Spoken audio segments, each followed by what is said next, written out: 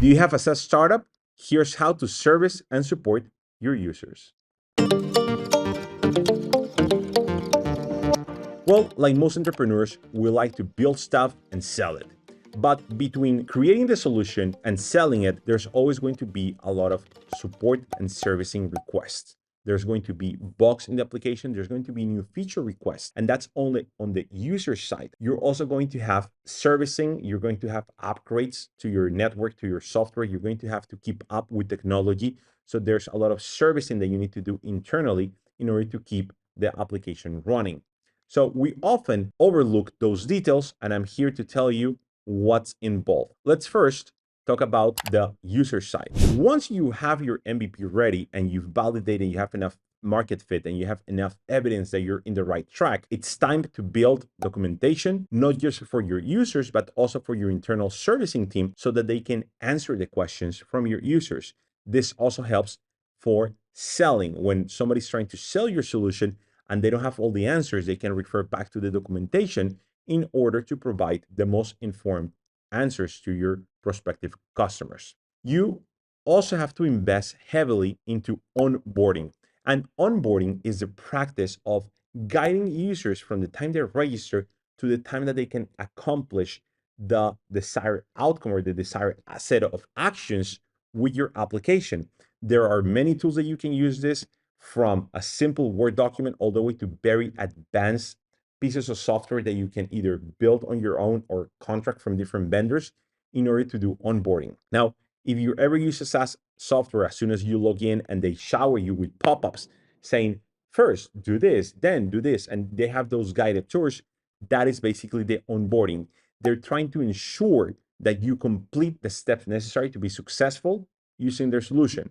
Because let's face it, if you have the best marketing and you have the best product, but users, as soon as they jump into your application, they're clueless and they have no idea what to do next, they're just going to close the browser, close the app, and never come back. So you need to ensure that onboarding is taken care of. Onboarding additionally has some steps, for example, like emails. When you sign up for a new SaaS solution and you start getting those email drips where they tell you what to do each day or each week as you go through the trial, that's part of the onboarding. So don't overlook that. Most times that's easily added through a third-party vendor. But if you're looking for a very sophisticated set of onboarding, you're going to have to build it yourself within your application. It is my recommendation to use the third-party tools instead of having your development team develop this, because on its own, it's kind of its own project and it can become very lengthy and very expensive for you, especially if you are in the early stages. Make sure to have a scalable customer support process. If your application breaks down or somebody has a question, what are they going to do? Are they just going to have a link at the bottom that says contact support? Are you going to have a question mark with an instant chat like intercom? Think about the different ways that you want people to communicate with you about problems, questions, feature requests, or even they just want to congratulate you. So think about how to process those messages. My recommendation is to use either a simple form email so that people can say, here's my problem or here's my request, please get back to me. And if you're already in a situation where you have dozens of those emails per week, then go into a more elaborated solution like Zendesk or Intercom, where you can have direct communication with your customers or you can keep track of tickets.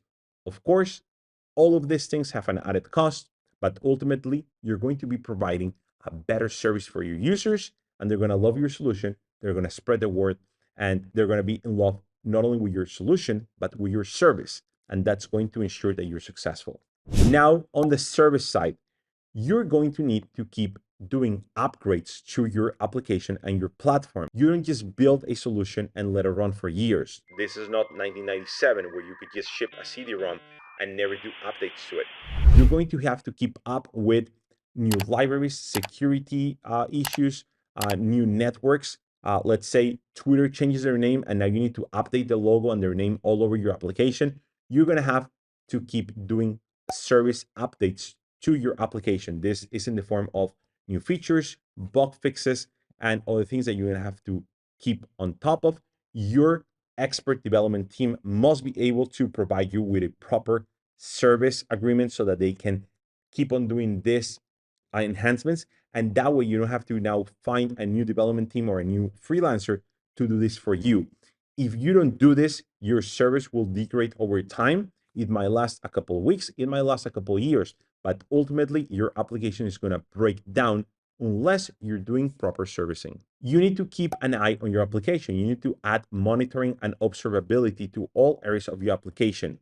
Now, you don't have to go overboard with this, especially on the MVP stage, but you need to be on top of everything that's happening in your application. You need to know that pages are, or the application is loading in the proper amount of time, that people are not having an excessive amount of errors, and that the user experience is overall excellent.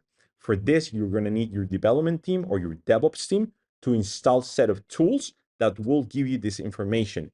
Do not make this an afterthought.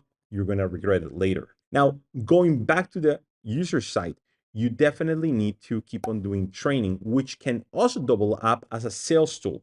When you train people into how to masterfully use your solution, this also becomes a marketing tool. So take advantage of that so that you can grow your business exponentially. Keep in mind these tips so that you don't let your application just die after a few weeks or months, so that you can provide the best service to your users and that you can make your SaaS a big success. If you like this content, like, comment, and share, and I'll see you in the next video.